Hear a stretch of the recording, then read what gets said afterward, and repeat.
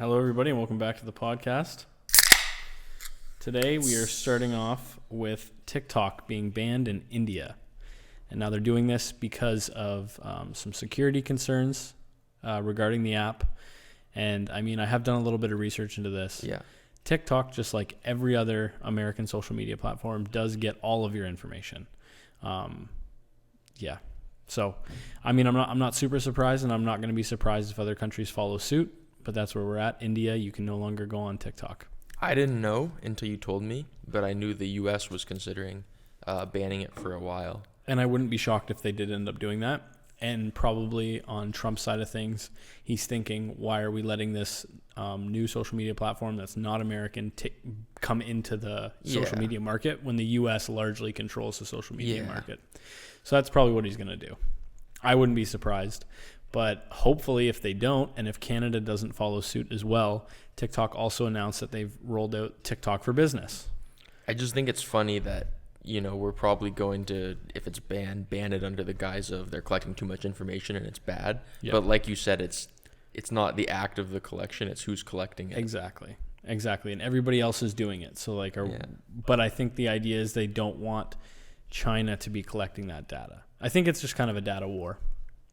They don't want China to get too much more. I don't know where I stand on it. I mean, we all sign those. That's exactly what it is, right? Yeah, we sign those agreements without even looking at them or reading them. Who knows what we're actually giving them? Yeah. Probably a lot, but that's kind of the price we pay to have these social media platforms. Do I think that it's 100% right what they do with the data? We don't really know what they do with it. No, I think there should be more disclosure, obviously, but. Tech is so underregulated, right? Super underregulated. It moves so fast, super innovative. Yeah. The people who set the laws know next to nothing about it. Mm-hmm. So what do you do, right? Like, how do you keep up with making adequate privacy laws? Yeah. How do you go about doing that? I don't know.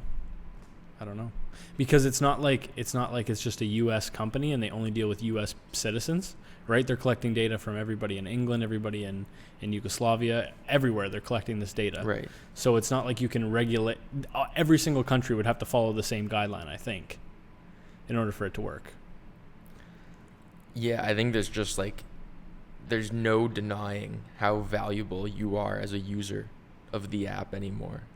And if you didn't know now, then this is proof that the U.S. doesn't want the other superpower across the world to have access to it. And TikTok is no joke. There are so many users. I don't know the daily active users or anything like that, but it's got to be getting up there. Yeah, its growth rate's super high. And like I just said, they've just announced TikTok for Business. Yeah, which is a huge power move. We're really excited about that. Personally, because we want to put together some service packages to help our customers get on TikTok. Yeah. Because, 2 years ago we were telling all of our clients that Facebook is aging up and that the demographics are shifting, and now your mom is on Facebook. And the same is happening to Instagram slowly but surely. Like, we look at our audience insights on Instagram and you're even getting up there. Yeah. But if you want to get that under 20, that super valuable Gen Z under 20 market, they're on TikTok. Exactly. And so basically, for those of you that are wondering what TikTok for Business looks like, is essentially, I looked at the UI really quickly, and it looks exactly like you would like if you're running a Facebook ad. It looks like that, except it's on TikTok. So it's going to be, I'm excited about it. Yeah, it's going to be huge. We're going to take a deep dive into it, and as we learn a little bit more, we'll share a little bit more about what we're learning about it. And as soon as we can get a client that's going to almost trial this with us, then we'll keep you updated on the results. We're probably going to end up doing it ourselves to start. Yeah. But we're going to try to take full advantage of that before Canada bans it. For sure. If that happens. Yeah. Yeah, if you're watching this, do you guys use TikTok? Do you have an account? Let us know. I know you guys love to leave comments. Yeah. So many comments on our YouTube videos. Maybe someday. But yeah, let us know. Do you use TikTok? I don't have a personal one. We have an Exordia one. Yeah. I play with it sometimes. Like the Explore page or the home page or whatever it is. Yeah. It's pretty addictive. Yeah. I get it.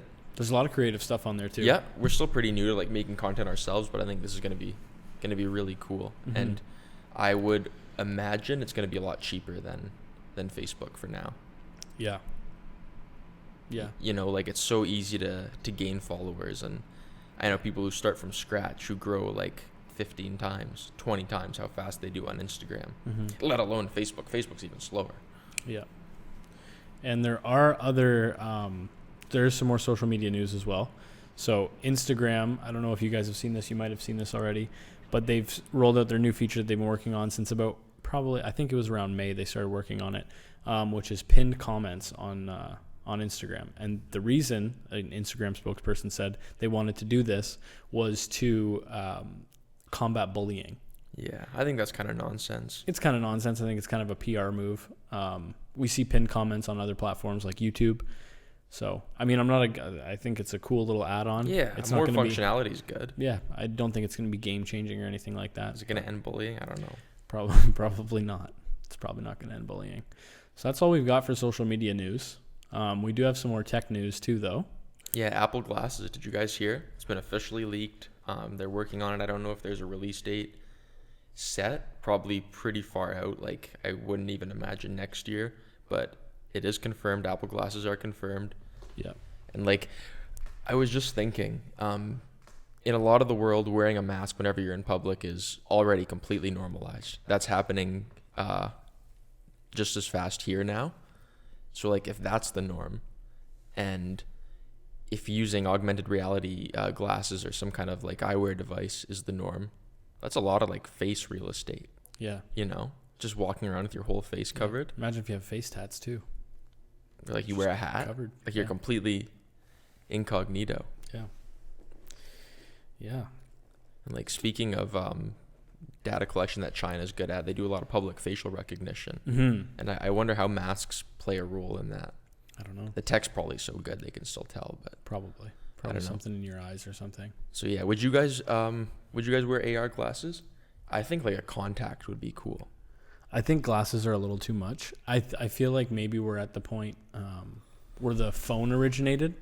You know how way back in the day, your home phone was like plugged in, mounted on a wall and stuff, and now we have our handhelds. Yeah. I think that's kind of where we're at with AR Yeah. and glasses and stuff.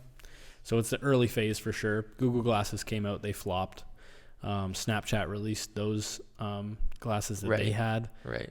I think they flopped, but they also went a limited production route as well. So I don't know exactly how well it went over, but yeah. Yeah, I never knew anybody personally who ever wore either of those. No, me either. I knew a lot of people who had the Samsung headsets and like the Oculus headsets. Yeah. And stuff like that. But I think it's exactly right. Like, it's just clunky tech right now. Yeah. It's going to get better. Yep. And that's cool. Like, I wouldn't be super pumped to wear glasses. A contact, I think, would be different. Yeah. But AR is, blowing up like crazy. Instagram is letting creators make their own AR filters now. Oh, cool. So you could see like products and stuff. Can you do that within the app? I'm not sure. Okay. I've never made one. Okay. But you could do that to like test a product, or if you want to see how like something looks on your body, like clothes or something like that, you can do it. I know Apple does it for their new products. They invest a lot in AR, obviously. Mm-hmm. Who else? Google, the glasses flop, but Google Maps has a lot of really cool AR integration. Yeah. Like, if you ever look in live view on Google Maps, you guys should check it out. If you haven't, when you're walking down the street, you can see like business profiles when you walk by something, or landmarks or something like that. So it's really cool. But yeah, I agree. I think glasses is a bit much. Yep. But that being said, look what you wear on your wrist every day. It's true. Somebody might argue that's a bit much. It's true. It is a bit much. I wear it every day. I do have a few other watches, but this is my preferred one. And I like it mainly for the fitness tracking stuff. And when I do get another watch, this will become just a workout piece instead. Yeah, traditional watch can't compete Can't. with the workout tech. It can't. And like all the health data it collects. But the look, though, like, I don't know. Sometimes I feel like I look a little geeky wearing this thing all the time. Yeah, that's true. I know the new one, the face is always on. Mm-hmm. So it's not just like a black screen. It looks like a watch all the time. Is the Series 5 out? I have the Series 4. Yeah. Okay. Yeah, it's out. Yeah. Because that's the one where, like, even right now, where yours is black, it would have a watch face. Okay. So it'd look more natural. Yeah. I don't know. The square looks kind of cool. Yeah. I like the look of I like Samsung's better. Really? I haven't seen them. Their smartwatches are round, and they have like a dial on the top, like almost like a dive dial. Yeah. Like you see on some of the dive watches. I like the look of it better, but obviously we're Apple fanboys, so the Apple Watch is the one I pick. You can. There's a ton of straps though. Yeah. Third party Apple, like you can make it look whatever you want. Yeah. To be fair. Yep. How many devices do you think is ideal to carry around? Like if we were to get to a point where you have a phone and a tablet and a laptop and a watch and headphones and. Here's my ideal setup. I would like to, and I already do this now. That's a lot, you know. I keep my work computer at work, Okay. and then I would like to have a tablet for on the go. Like for example, bring a tablet to and from. You can almost edit. Well, no, you can edit all your photos and stuff on 100%. A tablet now. 100%. Email is great. Media consumption, great. And I feel like just having a workstation here, whether it is a full desktop or just docking my laptop like I do now. Yeah. And then my phone and a watch sometimes. I don't always want to wear this thing. That's kind of my ideal setup. Oh, plus the AirPods. Yeah. I guess that doesn't really have much of like a UI. But man, that's a lot of carrying stuff though. It still counts, right? Yeah. Like, yeah, you really inspired me to dumb down my keys. And man, imagine like, you know, before the phone was like taking up space in everybody's pocket. Mm-hmm. You had what? Wallet and keys? Maybe. A lot of people That's kept it. a pocketbook as well, like for agenda and what they're doing that day. Yeah, and I guess there's always been stuff like that. Like Yeah. you probably had a pocket watch. Speaking of pocket stuff, carrying stuff, I did carry a pocket knife. Yes. I carried one for a long time. Yes. Lost one, found that one, other one came in, lost that one, and I just can't carry the one that I carried before. It's too big. So I do carry that. I used to carry that. But yeah, we carry a lot of stuff around. I know. What do you carry? I know phone, wallet, keys. Chapstick, AirPods. Yeah, most of the time I have those. Phone, wallet, keys, like bare minimum. Yep. Obviously depends where you're going. I like to bring a bag around if I have more stuff. Yep. My ideal setup, laptop for sure. Love laptops. Yep. Because like, if you really want to get into a productive flow, plug it into the monitor, have a keyboard, have a mouse, get the desktop experience. Still portable. Yeah. I don't know. I like the tablet, but then it's just like more stuff. Why do you know? Yeah. That's kind of my logic. Do you think you could almost get away with just a tablet? Of course. Yeah. Could almost get away with just a phone. Yeah. I'm pretty close to almost going totally tablet, but as these new cameras and stuff come out, like for example, I'm not going to get it, but Canon, I told you, released their new flagship. It's not really a DSLR anymore. There's no mirror in it, but it shoots 8K raw video. I don't even know if my current computer, which is a 2018 MacBook Pro, could handle that. Yeah, that's insane. That's insane. So like as they continue to update all this stuff, I don't know how much a tablet can handle. So having two is going to have to be the reality if I do end up getting a tablet. Yeah. So I think like everything's so connected. Like very few people are watching 8K content.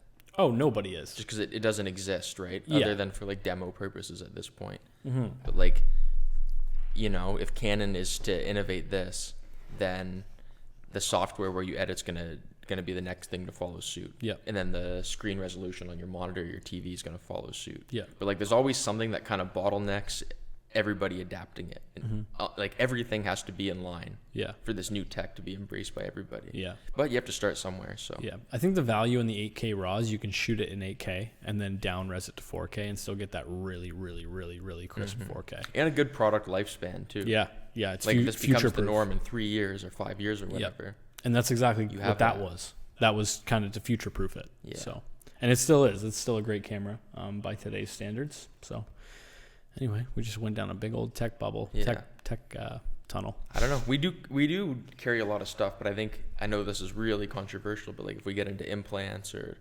contact lenses or stuff like that, maybe, you know, you can have less stuff on you. Would you do it? You know, you already basically, like we were saying earlier, you already sacrifice everything about you Yeah. to these tech companies. Yeah. Like, to be honest, you could like cut me open and put an implant in me and I wouldn't really care at this Where point. would you want it and for what purpose? Like, I think a contact would be cool.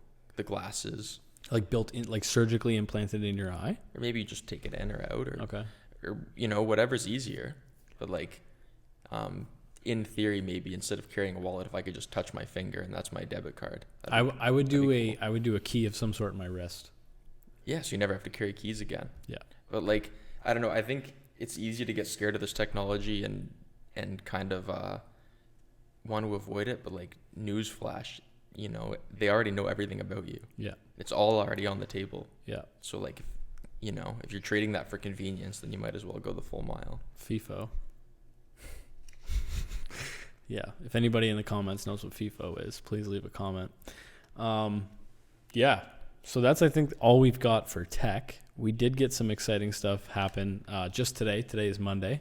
And at 1 o'clock, the provincial government announced that Ontario will be moving into stage 3 of the COVID-19. Is it the relief? What is it? The COVID-19 revamp? Reopening Ontario program? I don't know. So that starts on Friday. Mm-hmm. Shout out to our restaurant clients. You guys will now be able to have 50 people indoors and 100 people outdoors. Right. I think 2 meters apart is the distance between tables. So that's restaurants. That's also like public venues like museums and galleries and stuff like that. Yep. Gyms is one that I'm really excited for. Yep. Going to be really interesting to see gym protocol, because that's like one of those most risky places, I think. Yeah. Even more so than a restaurant.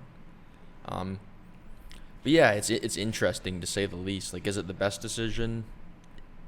Depends what kind of factors you weigh. Like for, risk of spreading the disease, probably not. Do you think we're moving too quickly? I think we have to be realistic with ourselves. Like, these decisions are fueled by like economic factors, right? Businesses just can't afford to be closed for this long. Yeah. And that's the number one driver, and that's considered above people's health, which is just like the hard truth of what's going on. Yeah. So I don't know. It depends through which lens you assess the situation. Yeah. What do you think? It's very tough because we look at what's going on in the U.S. It's terrible. They had their highest count, I believe it was yesterday or 2 days ago, in Florida. They had like 30,000 new cases. It's not even a second wave because it's just a big ass first wave. And you look at the states that are suffering right now, and they reopened early, right? And I'm sure some of this has to do with the protests that have been going on. Yeah. And it's a catastrophe. And there's U.S. citizens that are on the news begging for us to open the border because they have cottages here and stuff like that. Honestly, we should keep the border closed as long as possible. I feel like Canada has done a far better job federally managing this than the U.S. has, and I feel like we were ahead of the game, whereas the U.S. first almost didn't acknowledge the COVID outbreak and stuff, and now they're kind of backpedaling, like, oh my gosh, and there's still some, whatever, COVID, blah blah blah. It's I feel like we're doing better than the U.S. and I feel like we're doing better than most G7 countries. Yeah, we're definitely not top globally. No. Like, there are some countries just blowing us out of the water. All things considered, I think we've done a decent job. But yeah, I think keeping things closed might not be the answer, because that's almost too unreasonable for the average person to bear. Yeah.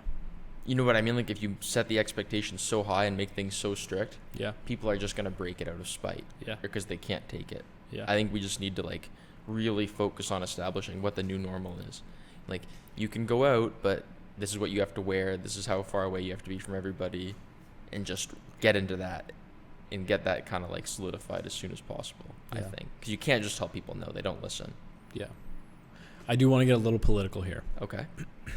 So I feel like Justin Trudeau has done a great job communicating during this time. For the first couple months there, he was out every single morning giving an update on what's going on in the country. Yep. And I thought that was a great show of leadership.